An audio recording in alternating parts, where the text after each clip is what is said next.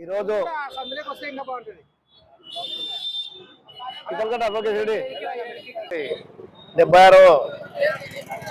జన్మదినం శుభాకాంక్షలు మా తరఫున ఈరోజు బల్లా రోడ్డు వైజంక్షన్ నందు కేక్ కట్ చేయడం జరిగింది.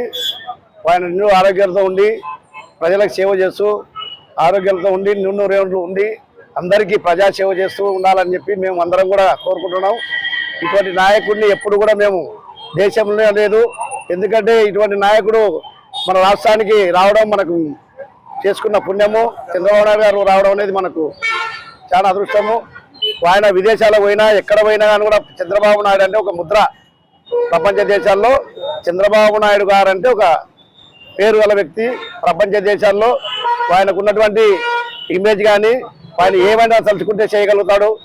మనకు రాష్ట్రానికి పరిశ్రమలు కానీ ఐటీ కానీ ఇవన్నీ కూడా పోలవరం కానీ అమరావతి కానీ ఇవన్నీ కూడా ఆయన చేయాలని చెప్పి సంకల్పంతో ముందుకు పోతున్నాడు.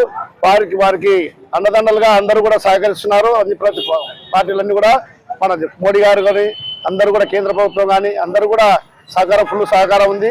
ఆ సహకారం ఉండడం వల్లనే మన చంద్రబాబు నాయుడు గారు ఎన్నో కార్యక్రమాలు చేస్తున్నాడు. అన్న క్యాంటీన్లు అయితే మళ్ళీ ఈరోజు అన్న క్యాంటీన్లు ఈరోజు చాలా వరకు పెంచినారు. అన్న క్యాంటీన్లకు మన చంద్రబాబు నాయుడు గారు భార్య సతీమణి గారు కూడా 76 లక్షల రూపాయలు ఈరోజు ఇవ్వడం జరిగింది.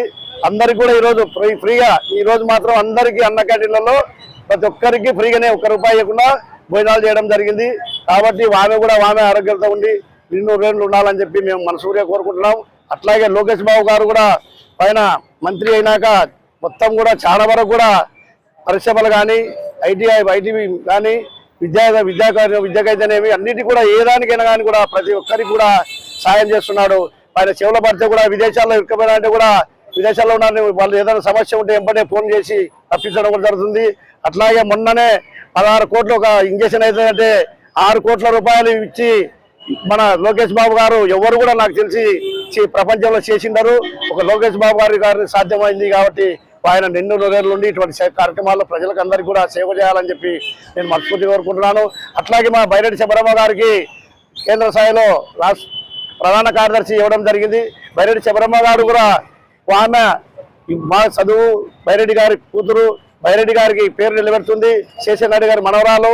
కాబట్టి ఆమె కూడా చాలా కార్యక్రమాలు కూడా బాగా చేస్తుంది. పార్లమెంటులో ఎవరు నాకు తెలిసి నేను కూడా నాకు దగ్గర 30 నుంచి రాజకీయాల్లో ఇటువంటి ఎంపీ గారిని నేను మన జిల్లాలో నేను చూడలేదనుకుంటున్నాను. ఎందుకంటే ఒక మహిళగా ఉండి పార్లమెంటులో ఎన్నో సమస్యల పైన లేవనెత్తుతూ మాట్లాడుతూ సమస్యలను సభ దృష్టికి తీసుకుపోవడం కానీ చేయడం కానీ ఏదైనా సరే ఏ సమస్య వచ్చినా కూడా ఇక్కడ మన రాష్ట్రంలో మన దేశంలో కూడా ముందుండి లేచి నిలబడి మాట్లాడి సమస్య సబ్జెక్ట్ను చెప్తుంది. కాబట్టి ఆమె కూడా నిన్ను నూరేళ్ళు ఉండి అట్లాగే ప్రజలకు సేవ చేయాలని చెప్పి మనస్ఫూర్తిగా కోరుకుంటున్నాం. అట్లాగే మన రాష్ట్రంలో ఎన్నో అభివృద్ధి కార్యక్రమాలు జరుగుతున్నాయి. ఆ కార్యక్రమాలకు లక్షల కోట్లు కావాలా. కానీ అయినా చంద్రబాబు నాయుడు గారు ఎటు పాటలు పడి అన్ని సమస్యలకు పరిష్కారము డబ్బు రూపంలో తీసుకొచ్చి అన్ని సమస్యలకు కూడా పరిష్కారానికి సహకరిస్తున్నారు. కాబట్టి ఆయనకు నిన్ను నూరేళ్ళు ఆరోగ్యాలతో ఉండి ప్రజలకు సేవ చేయాలని చెప్పి కోరుకుంటూ మనస్ఫూర్తిగా కోరుకుంటూ మల్లెల పుల్లారెడ్డి నా పేరు కూడా వర్కింగ్ ప్రెసిడెంట్ చేయడం జరిగింది.